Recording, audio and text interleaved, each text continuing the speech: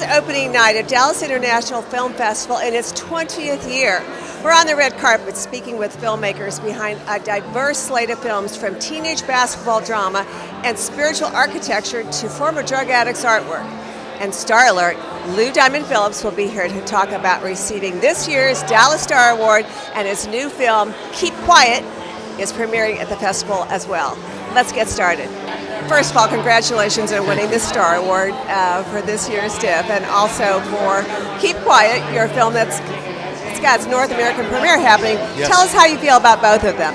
I'm over the moon. I mean, I'm so overwhelmed, by not only the opportunity, but I mean, for everything that it means, to be back at DIFF after many years of supporting, Michael and James and Deep Ellum, USA Film Festival, Dallas Film, all the different iterations, and to be back with a film that I'm very proud of, a film that I think is going to, turn some heads. Our reviews so far have been stellar. We've already won awards. It feels like a really meaningful and heartfelt homecoming and celebration. This movie is about a young man who is a basketball prodigy living with his father in Los Angeles. Father dies in a car accident, and he's shipped across the country to Nashville, Tennessee to live with his mom, who he doesn't even know. They're estranged. And through that process, he has to get to know his mom, forgive her for basically abandoning him. He has to join a new team and learn what it means to be a teammate on a brand new team. And really, it's about a kid trying to find a place to belong in the world. I think sports are they can be this amazing unifying thing. I think it's where we kind of find our purpose and our passions and stuff like that. And that's what happened with Caden, is that Caden discovers what it means to be a teammate on a team, and not sort of like wanting to be the star of the team, just wanting to be a piece of the puzzle. And then that sort of translates to the rest of his life. It is a coming-of-age club basketball movie about a young boy who struggles with grief, has to move to a new city, sort of like a fish out of water, growing up tale. It's kind of based semi-autobiographically about, I was the drunk dad in the stands, at my son's basketball game, so it kind of just happened. You write what you know, and it turned out to be hopefully a decent film. My character, Lexi Isaacs, is a woman who is a high-powered exec that runs her father's country music label, and her son is raised by my ex, my character's ex, in Los Angeles, played by Michael Rappaport, who's incredible in this film.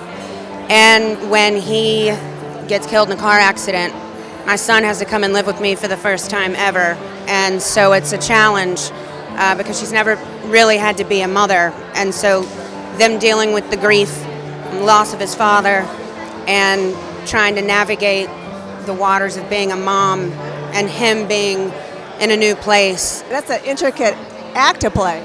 Yeah, it was quite the role, which is why I was really excited when the guys called me and asked if I wanted to do it.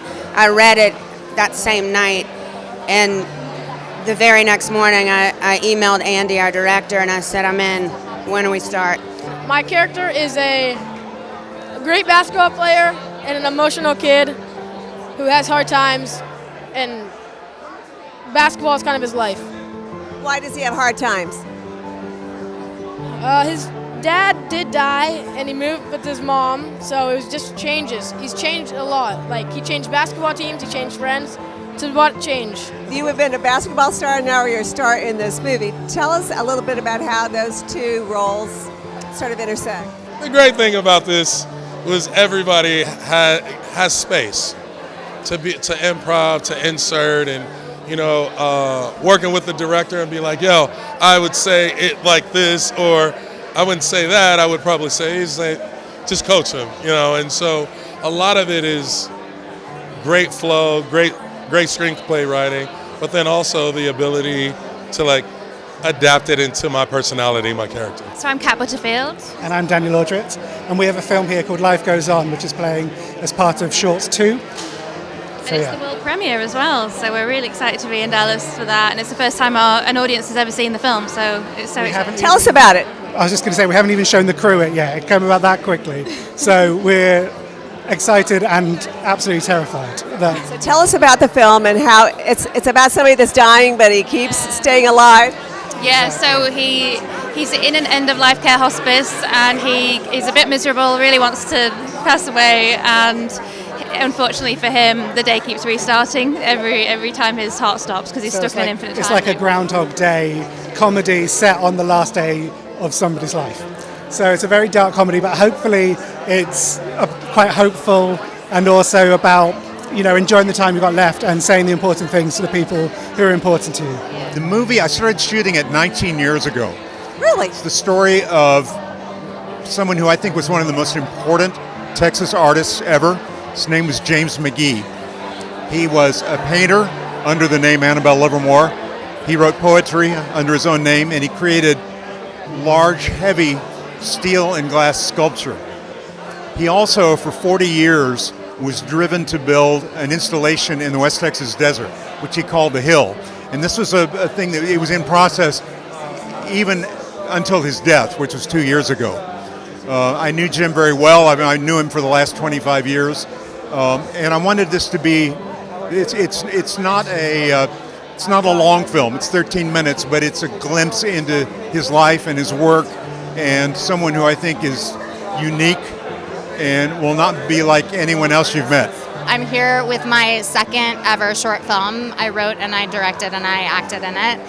It's called Earthquake Note, and it takes place over one night, and it's about a mother trying to write the perfect comfort note for her daughter who's starting preschool tomorrow.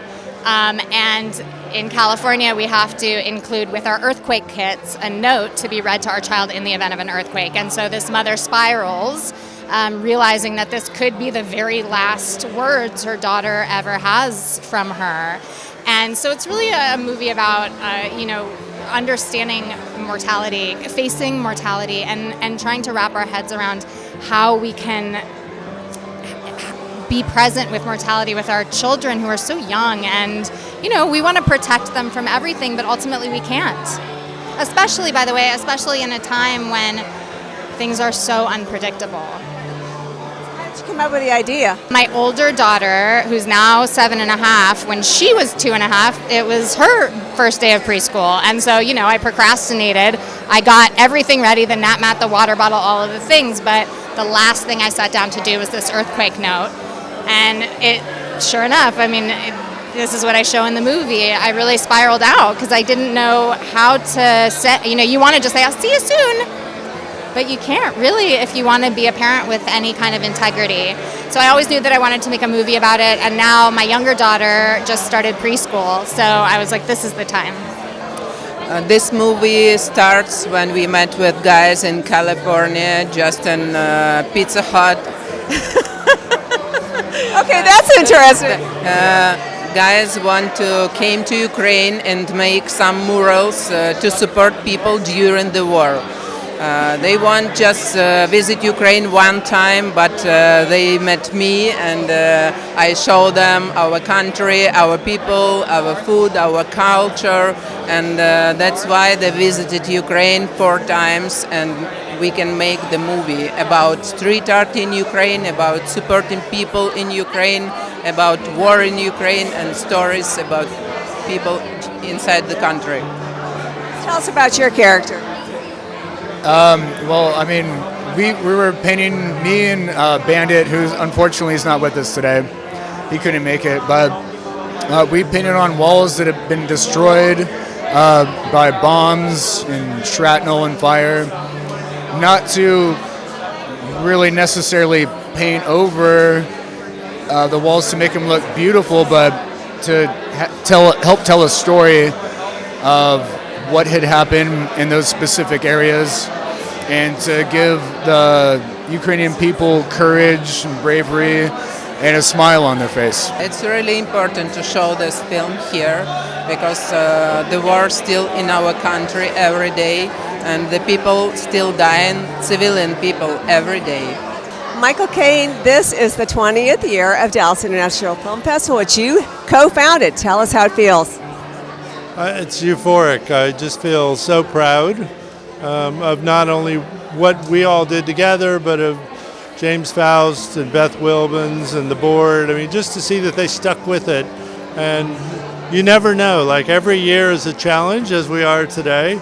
And the fact that they were able to not only do a film festival, but do a great film festival. I'm Lynn McBee, celebrating the 20th anniversary of DIFF with a luncheon tomorrow, luncheon co-chairs with Tanya. And Tanya, what are you doing tomorrow? Are you introducing Lou Diamond Phillips? Actually, Lynn and I are going to get up and speak about the 20th anniversary Dallas International Film Festival.